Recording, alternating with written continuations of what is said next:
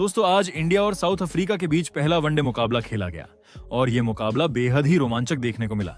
जहां पहले भारत के बल्लेबाजों ने अफ्रीका के गेंदबाजों को धोया, फिर भारतीय गेंदबाजों ने अफ्रीका को घुटने टेकने पर मजबूर कर दिया। तो ऐसे में आज हम आपको इस वीडियो में बताएंगे पहले वनडे मैच का पूरा रोमांचक हाइलाइट्स। तो ऐसे में आप इस वीडियो को अंत तक जरूर देखिएगा और अगर आप भी भारत की टीम के बहुत बड़े फैन हैं तो आप इस वीडियो को एक लाइक जरूर कर लीजिएगा। दोस्तों, 2 मैचों की टेस्ट सीरीज के बाद अब बारी थी 3 मैचों की वनडे सीरीज की और आज पहला वनडे मैच रांची के मैदान पर खेला गया। इस मैच में भारतीय टीम ने टॉस जीतकर पहले बल्लेबाजी करने का फैसला किया, क्योंकि इस विकेट पर शुरू में बल्लेबाजों को शॉट खेलना आसान माना जाता है और भारत इस फैसले का पूरा फायदा उठाना चाहता था। जिसके बाद टीम इंडिया की पारी की शुरुआत करने आए अनुभवी रोहित शर्मा और युवा सनसनी यशस्वी जायसवाल अफ्रीका के लिए पहला ओवर लुंगी एंगडी लेकर आए और उन्होंने शानदार लाइन से शुरुआत की। दूसरी गेंद पर जायसवाल ने एक खूबसूरत कवर ड्राइव के साथ पारी की पहली बाउंड्री निकाली। गेंद जैसे ही बल्ले पर आई, स्टेडियम का माहौल शोर से गूंज उठा। रोहित ने भी अगले ओवर में मार्को यानसेन की गेंद पर फाइन लेग की तरफ एक बेहतरीन पुल शॉट खेलकर भारतीय बल्लेबाजी को तेज रफ्तार देना शुरू किया। भारत की शुरुआत अच्छी दिख रही थी, लेकिन 7वां ओवर इस पारी का पहला झटका लेकर आया। एंगडी ने ओवर की चौथी गेंद ऑफ स्टंप के बाहर थोड़ी उछाल पर फेंकी। जायसवाल गेंद को ड्राइव करना चाहते थे, लेकिन गेंद ने हल्का सा उछाल लिया और सीधा विक्ट्री पर खड़ा कैचर को कैच थमा दिया। भारत को पहला झटका लगा। यशस्वी जायसवाल 17 रन बनाकर आउट हुए और भारतीय ड्रेसिंग रूम में थोड़ी निराशा दिखी, लेकिन पूरा स्टेडियम विराट कोहली का इंतजार कर रहा था और जैसे ही विराट मैदान पर आए, दर्शकों का शोर ऐसा उठा जैसे पूरा रांची उनका स्वागत करने खड़ा हो गया हो। क्रीज पर आते ही विराट ने अपनी क्लास का परिचय दिया। उन्होंने पहली ही गेंद पर हल्का सा बैट छोड़कर सिंगल लिया और स्ट्राइक रोटेट करके खुद को सेट करने में लगे रहे। रोहित और विराट की इस नई पार्टनरशिप ने भारत को फिर से संभाल लिया। वहीं साउथ अफ्रीका के गेंदबाज भी अपनी लय में आने की कोशिश कर रहे थे। यानसेन अपनी उछाल, एंगडी अपनी लाइन लेंथ, व्यान मोल्डर अपने मिश्रित गेंदों के साथ भारतीय बल्लेबाजों को परेशान करने की कोशिश कर रहे थे। अब 10वें ओवर तक भारत का स्कोर स्थिर था। रोहित अपने क्लासिक शॉट्स के साथ खेल रहे थे। खासकर यानसेन की गेंद पर खेला गया बैकफुट पंच दर्शकों का दिल जीत ले गया। वहीं कोहली धीरे धीरे अपनी लय में आ चुके थे और एंगडी की गेंदों को पैड के आसपास से फ्लिक करके रन चुराने लगे। वहीं फिर 12वें ओवर में व्यान मोल्डर आए और रोहित ने उनकी पहली गेंद पर एक बेहतरीन स्ट्रेट ड्राइव ठोक दिया। गेंद सीधी बाउंड्री के बाहर चली गई और भारतीय दर्शकों में रोमांच और बढ़ गया। कोहली भी दूसरी तरफ से महाराज की गेंदों का बेहद शांत तरीके से सामना कर रहे थे। जब भी गेंद थोड़ी फुल होती, विराट ने उसे बड़े आराम से शॉट खेलकर अंतराल ढूंढा। लेकिन जैसे ही मैच थोड़ा स्थिर हुआ, अफ्रीका ने फिर से मुकाबले में वापसी की कोशिश की। यानसेन ने गेंदबाजी की जिम्मेदारी संभाली और 14वें ओवर में अपनी लय पकड़ी। उस ओवर में रोहित थोड़े परेशान दिखे, क्योंकि यानसेन की ऊंचाई और उछाल के कारण रोहित गेंद को पूरी तरह जज नहीं कर पा रहे थे और इसी दौरान आया वो ओवर जिसने भारत को दूसरा झटका दे दिया। 16वें ओवर में गेंदबाजी करने आए मार्को यानसेन। पहली ही गेंद पर उन्होंने बेहतरीन उछाल के साथ गेंद फेंकी। रोहित आगे बढ़कर पंच करना चाहते थे, लेकिन गेंद ज्यादा उछल गई और सीधा पॉइंट पर कैच लपक लिया गया। पूरा स्टेडियम कुछ पल के लिए शांत हो गया। रोहित शर्मा 46 रन बनाकर आउट हुए और भारत का दूसरा विकेट गिरा। भारत इस समय तक अच्छी स्थिति में था, लेकिन रोहित शर्मा का आउट होना हमेशा बड़ा झटका होता है। अब क्रीज पर आए भारत के कप्तान केएल राहुल, जो भारत के भरोसेमंद बल्लेबाजों में से एक है। कोहली ने तुरंत राहुल से बात की और दोनों ने मिलकर पारी को संभालने का फैसला किया। 17वें ओवर से भारतीय बल्लेबाजी ने फिर से अपनी पकड़ मजबूत करनी शुरू की। केएल राहुल अपने क्लासिक अंदाज में खेले। हल्की back foot cut, mid wicket की तरफ फ्लिक और अंडर प्रेशर भी बिना किसी जल्दबाजी के रन जुटाने की कला। वहीं विराट कोहली अपनी लाजवाब टाइमिंग के साथ मैदान के हर कोने में रन बटोर रहे थे। चाहे वो केशव महाराज की स्पिन हो, मोल्डर की मिक्स लाइन लेंथ या एंगडी की सटीक यॉर्कर प्रैक्टिस, विराट ने हर गेंद का सटीक जवाब दिया। उन्होंने अपना अर्धशतक भी बड़ी सहजता के साथ पूरा किया। राहुल ने दूसरी तरफ से बेहद शांत और जिम्मेदार बल्लेबाजी की। उनके शॉट्स में क्लास, लेफ्ट आर्म पेसर्स के खिलाफ कंट्रोल और स्पिनर्स को अच्छी तरह पढ़ने की क्षमता, सब कुछ देखने को मिला। हालांकि साउथ अफ्रीका ने लगातार गेंदबाजों को रोटेट किया।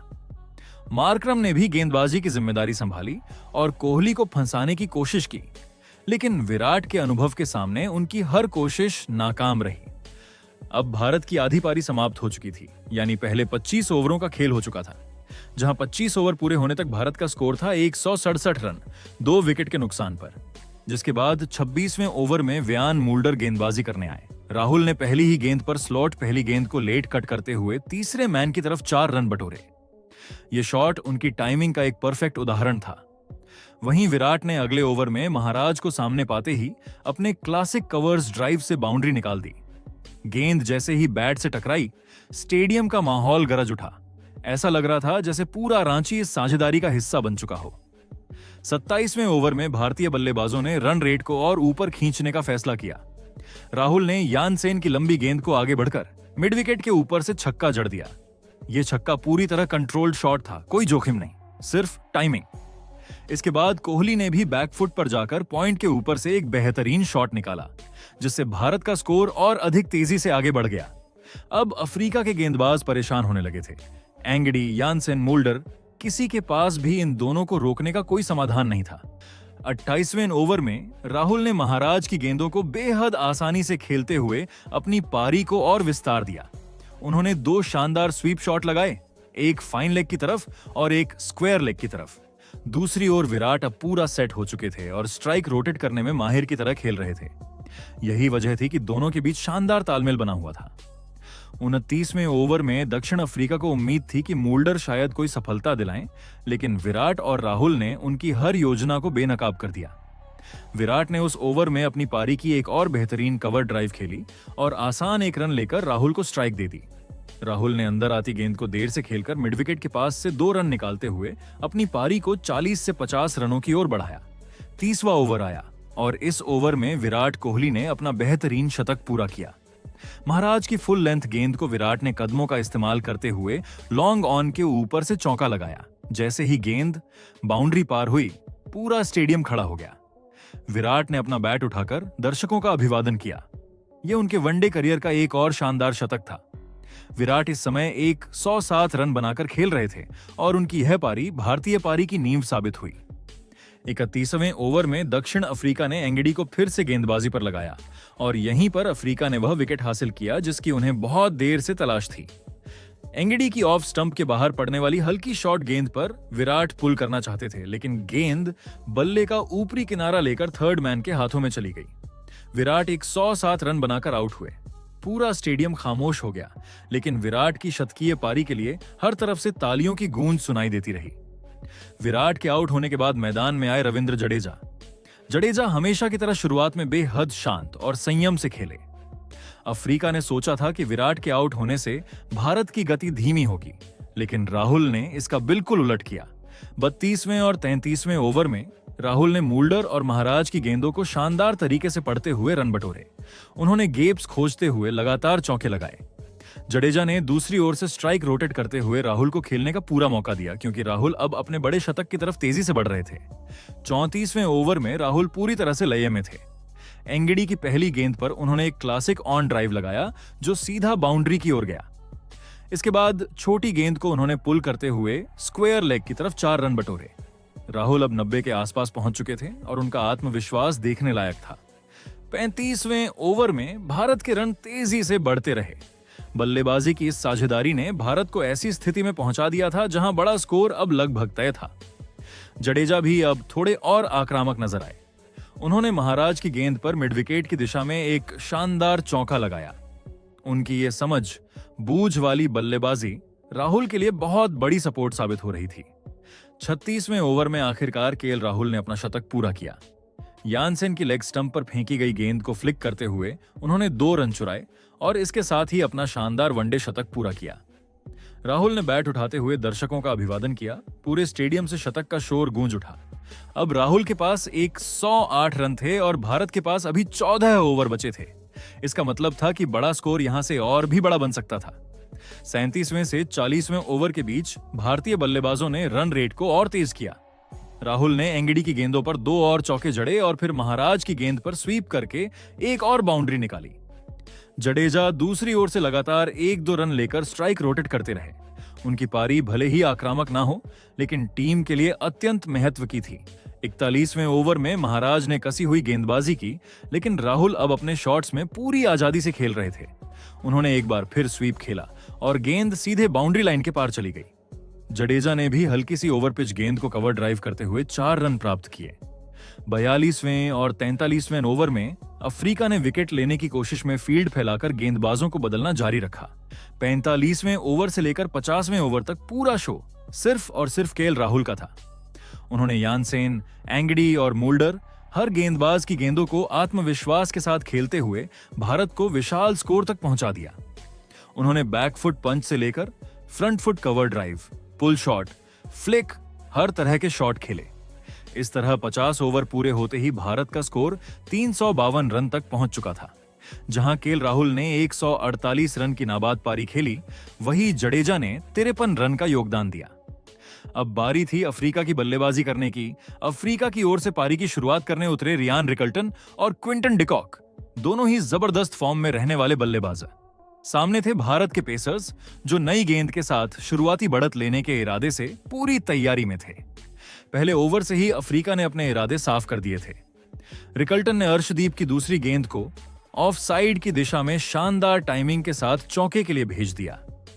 गेंद हवा को चीरती हुई सीधे बाउंड्री लाइन पार कर गई। दूसरी तरफ डिकॉक ने भी अपनी क्लास दिखाई और हर्षित राणा की गेंद को मिड विकेट के ऊपर से उछालते हुए 4 रन बटोरे। अफ्रीका की शुरुआत बेहद आक्रामक रही, जिससे भारतीय कप्तान कुछ देर तक फील्डिंग प्लान बदलते रहे। तीसरे और चौथे ओवर तक दोनों अफ्रीकी ओपनरों ने तेज रन बनाए। रिकल्टन बेखौफ होकर बैकफुट से कट शॉट खेल रहे थे, जबकि डिकॉक स्पिनरों को आने से पहले ही रन बोर्ड पर बढ़त बनाना चाहते थे।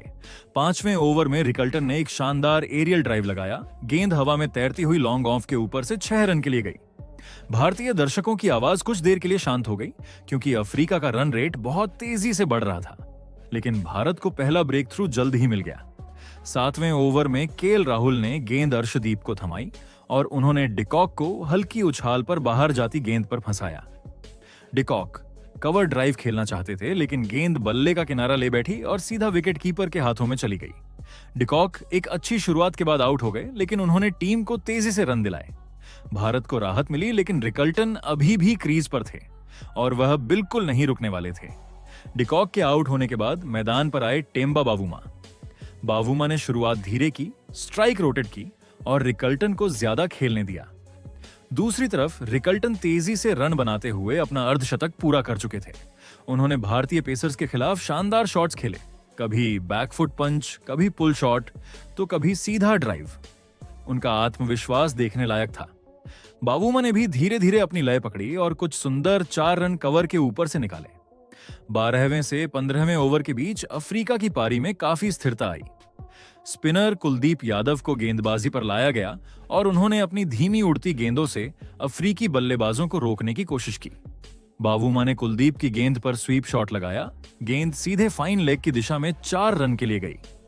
वहीं फिर 16 से 20 ओवर के बीच में रियान रिकल्टन ने एकदम ताबड़तोड़ अंदाज में बल्लेबाजी की और मानो उनके बल्ले से हर ओवर में 2 बाउंड्री तो पक्का निकली।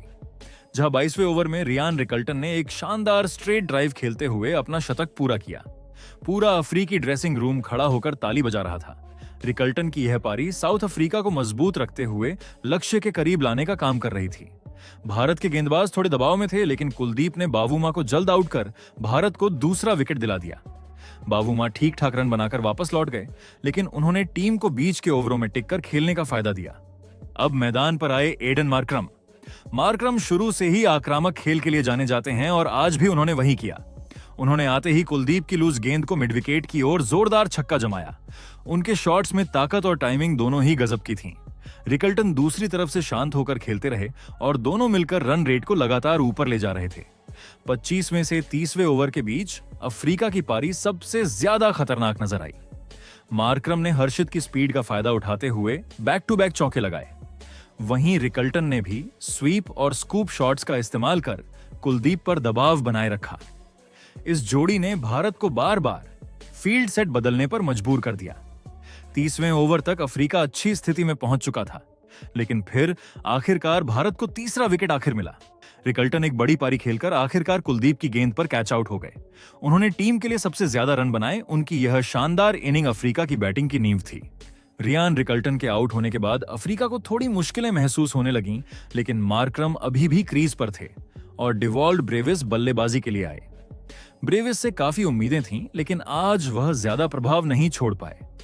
उन्होंने कुछ रन बनाए लेकिन बड़ा योगदान नहीं दे सके और जल्द ही आउट हो गए।